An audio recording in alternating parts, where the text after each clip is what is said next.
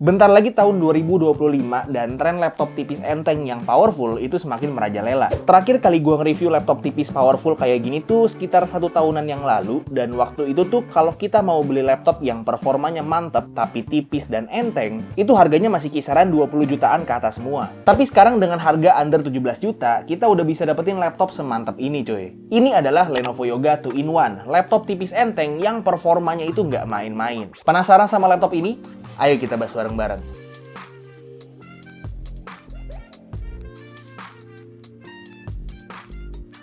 Halo semuanya, ketemu lagi sama gue Tommy, dan di video ini gue lagi mau ngebahas laptop dari Lenovo yang sebenarnya jadi laptop impian gue juga sih, yaitu Lenovo Yoga 2-in-1. Sama kayak namanya, secara overview tuh dia itu laptop yang punya konsep 2-in-1, yang artinya dia itu bisa dipakai as a laptop biasa dan bisa juga dipakai as a tablet karena dia itu bisa diputer sampai 360 derajat layarnya. Secara desain, Lenovo Yoga 2-in-1 ini cakep banget ya. Bener-bener sleek dan minimalis, ngasih kesan kalau ini tuh laptop premium yang nggak bisa dianggap remeh. Gak cuma desainnya aja yang premium, tapi build quality-nya juga udah solid banget dengan body yang mostly udah pakai metal. Jadi kalau dipegang tuh nggak bakal ada kerasa pakai bahan murahan sama sekali. Tapi walaupun dia itu full metal, dia tetap bisa dikategoriin sebagai laptop compact yang lightweight karena bobotnya itu cuma 1,5 kg aja dan tebelnya itu cuma sekitar 1,6 cm aja. Jadi kalau kalian tipe orang yang mobilitas kerjanya tinggi, pasti bakal enak banget pakai laptop ini. Udah gitu untuk buka laptopnya bisa cuma pakai satu tangan aja dan dia itu ada mekanisme auto power on pas kita buka laptopnya.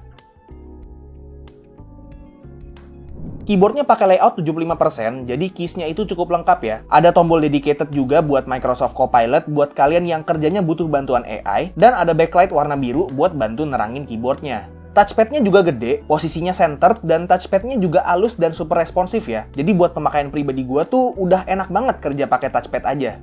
Nah, untuk sebuah laptop tipis compact, gue pikir tuh awalnya portnya itu bakal dipangkas banget, tapi ternyata nggak terlalu dipangkas cuy. Karena di bagian kanannya itu dia ada port USB-A, port microSD, sama tombol power, dan di bagian kirinya itu ada satu port HDMI, 2 port USB-C yang mana satunya sekaligus jadi port charging juga, dan satu audio jack. Ngomongin charging, dia chargernya udah pakai port Type-C ya, dengan power brick kecil yang cuma 65 watt aja.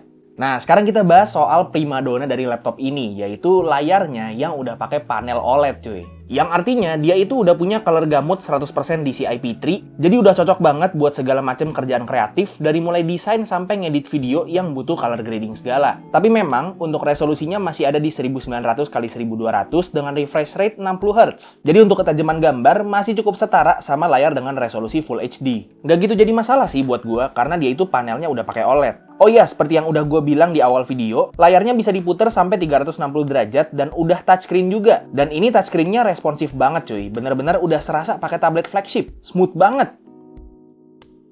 Untuk speakernya dia standar aja ya, nggak ada gimmick apa-apa, dan kurang lebih untuk sound test-nya kayak gini.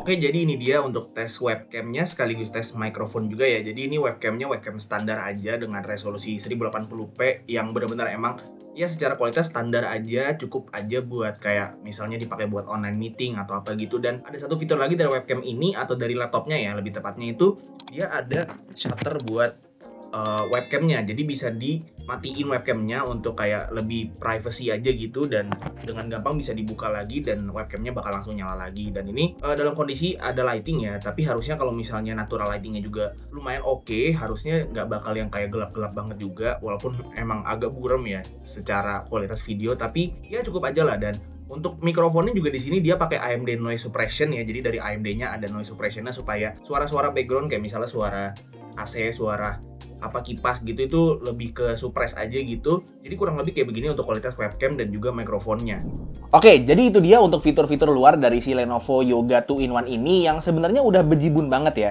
Tapi sekarang gue mau bahas soal jeroannya yang nggak main-main cuy. Oke, jadi untuk RAM-nya dia ada di 16GB LPDDR5 dual channel yang sayangnya udah soldered dan nggak ada extra slot ya. Jadi memang bikin nambah RAM di laptop ini tuh agak ribet, tapi harusnya dengan RAM 16GB tuh udah cukup banget nggak sih? Untuk SSD bawaannya ada di 1TB M.2 NVMe dengan speed read dan write-nya cukup kenceng ya. Jadi udah oke banget secara overall dari segi memorinya. Nah, untuk CPU-nya dia pakai AMD Ryzen 7 8840HS yang udah punya 8 core dan juga 16 threads. Dan ada built-in NPU-nya juga untuk untuk penggunaan AI secara offline, tapi jujur aja untuk NPU yang ada di AMD Ryzen 8000 series itu masih belum sewah NPU mereka yang ada di prosesor mereka yang baru, yang Ryzen 300 AI itu. Jadi ya kerasanya kurang relevan aja kalau misalnya gue bahas lebih dalam di sini. Untuk GPU-nya dia pakai Radeon 780M yang artinya dia masih cuma pakai EPU aja, tapi EPU-nya udah pakai teknologi RDNA 3 cuy. Jadi benar-benar nggak bisa diremehin. Untuk benchmark sintetis pakai Cinebench R23 bisa dapat skor yang cukup tinggi ya di single core dan multi core-nya. Terus di sini gua tes render video gua dengan resolusi 4K di Vegas Pro, dan dengan video durasi 8 menitan itu waktu rendernya cuma sekitar 11 menitan aja. Nggak cuma itu, gue juga coba render 3D mobil BMW di Blender, dan waktu rendernya nggak lama-lama banget ya, cuma di sekitar 3 menitan aja. Dari hasil tes itu aja harusnya udah jelas banget kalau laptop ini tuh udah kuat banget buat dipakai kerja kreatif ya. Tapi nggak cuma sampai situ aja, karena laptop ini bisa main game juga, dan gamenya itu bisa yang game AAA juga. Di sini gue ada tes beberapa game dalam kondisi ngecas. Yang pertama itu Valorant dengan settingan paling tinggi, itu masih bisa dapat 80-100an FPS dan itu cukup stabil.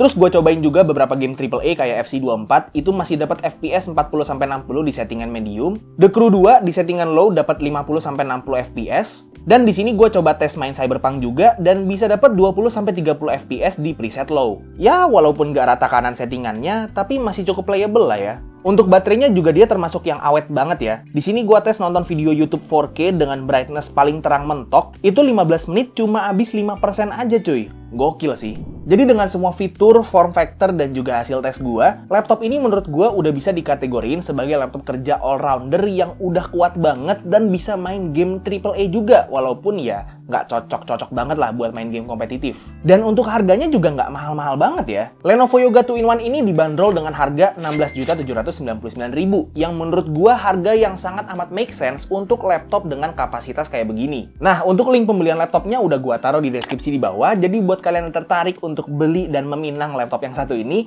langsung cek aja. Oke, paling segitu aja review singkat gue terhadap Lenovo Yoga 2-in-1 ini. Semoga video ini bermanfaat buat kalian semua, dan semoga seenggaknya salah satu dari kalian itu bisa keracunan dan beli laptop ini karena gue. Kalau misalnya kalian suka videonya, silahkan like dan kasih tahu teman-teman kalian. Dan kalau misalnya kalian nggak suka videonya, silahkan kasih tahu gue. Jangan lupa untuk subscribe supaya kalian nggak kelewatan video gue yang selanjutnya. Dan jangan lupa juga untuk follow semua sosial media gue yang udah gue taruh di deskripsi di bawah. Itu aja untuk videonya. Sekali lagi thank you banget yang udah nonton dari awal sampai akhir. It's been Tommy, and as always, peace out.